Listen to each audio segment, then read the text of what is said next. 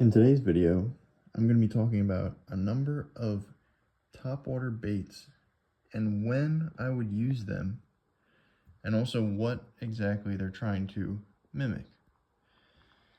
So I'm going to go ahead and get started with this bait right here. So this is a spook, and essentially, obviously, this bait is trying to mimic bait fish that are either being chased or are feeding on the surface. This one has a rattle inside, and basically the way that you would work this is a kind of a walking action where it's gonna twitch back and forth on top of the water like that, and fish are going to blow up on it, thinking that this is a bait fish that is frantically swimming for its life on top of the water. That one, typically you would throw it in open water, and you would throw it if you're seeing some kind of feeding activity on the surface. Next, this is a popper, one of the most popular topwater baits, I would say.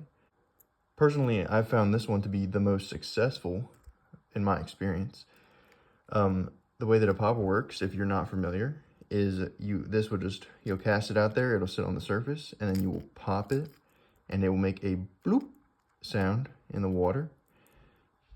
The sound that it makes in the water will attract fish to come and check it out. And when they see it sitting up there, free game, just in the open water, naturally, they will attack it. So I have had a ton of luck with this one. Next, as you might notice, I have a variety of topwater frogs. This one in particular you might find is interesting looking. This is from American Snakehead Customs. This one is specially made for targeting snakehead, but I've actually caught some bass on this as well. And the reason that I decided to throw this was because previously I was throwing one like this, which I also really like, but I was having a problem where the snakehead were not grabbing it, they were just hitting it off the top of the water in between the lily pads. And so I decided to throw this one because if you would see it in the water, the way that this sits in the water, I would say about that much of it sits underwater, and it has this little thing to get their attention, but I thought because more of it would be underwater, they would probably get more of it instead of just it being on the top and them hitting the bottom of it and throwing it in the air and not grabbing it. So I tried this out, and I did not catch any snakehead that day, but I did catch 2 bass, and before, either the bass or the snakehead were just hitting the frogs out of the water. So this one, it sits a little bit deeper, and it has this little bit of a shine to get their attention in the water. This one, if you were pulling it along and you wanted some kind of action behind it, maybe if you're reeling it a little bit quicker, this will create like a paddling action behind of it. This one was made by Teckle, I believe, and has some cool coloration on there, but I haven't caught a ton of bass on this, I will admit. A popping frog and I guess just a regular hollow body frog. This one, if there is a ton of lily pads, sometimes if they're too thick, it's hard to pull something like this through them because it keeps getting stuck on this wide mouth. And this wide mouth, when it gets in an opening, it can create like a nice pop sound and attract fish to it. But sometimes if the openings aren't very wide, it's hard to pull it through, and something like this works a whole lot better because the lily pads kind of just like pass by it. And also, if you're not familiar, a hollow body frog, the hooks are tucked in on the sides, so nothing can grab, it won't get stuck on any lily pads or logs that it's passing by. But at the same time, when a fish finally goes to eat it, the hooks will pop out and it will get hooked. So that is when I would use one like this versus a popping frog. Then another very popular bait. If you don't know, this is called the Whopper Plopper. These have become easily one of the most popular topwater baits amongst all anglers. And this propeller here on the back is constantly spinning and making a ton of sound.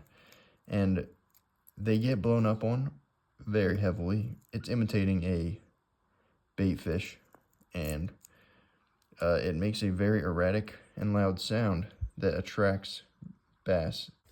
Next here, I have a prop bait, kind of similar to the Whopper Plopper, except this is more something that you would pull it along a little bit and then stop, and then pull it along a little bit and then stop. And this one, it's made out of wood instead of some kind of hard plastic like the Whopper Plopper. And I have caught quite a bit of fish on this. They work extremely well. This one obviously is imitating a frog, but I believe most of the time they are trying to imitate bait fish. Next we have a buzz bait. This one also made by American Snakehead Customs. The buzz bait, you reel it very quickly across the top of the water, and this blade makes a similar sound and commotion to the Whopper Plopper, but distinctly I would say it is much more like a spinnerbait, and it moves a little bit more subsurface. The single hook will be under the water, and then usually just the blade out of the water. So if the bass are maybe not willing to commit quite as much to biting out of the water, you might have better luck with something that sits a little bit deeper, like this buzzbait. An alternative to the traditional Whopper Plopper, this is a Guggen Squad revolver. The spinning part is in the middle instead of the back. I guess assuming that the rotating part on this one might get in the way of the bass eating, but here, I guess if they strike from the back, they have two treble hooks, and this won't get in the way. I also believe that these parts that jut out on the back are to keep it stable and make sure that it does not roll. And then this one, this is a Z-Man Hellraiser. This is much more new than the others, and this makes an erratic back and forth action on top of the water. And obviously it has a rattle, and this flashes, and it makes a erratic motion in the back as well. So a lot of things in common with all of these topwater baits. They are either making some kind of crazy motion with a blade, with a propeller, or they are imitating some kind of frog or fish.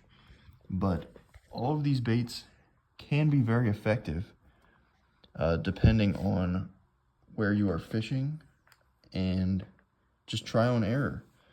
Obviously, I have all of them, so I have tried them all out, but that doesn't mean that all of them are equally as successful where I fish.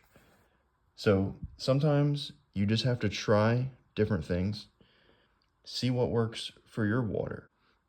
But anyways, let me know if you found this video interesting, if any of these baits, if you want to know who makes any of these baits, or if maybe you would like to see a video where I specifically only used one of these baits. Let me know in the comments below. Thank you for watching this video, and please make sure to like and subscribe, and I will see you in the next one.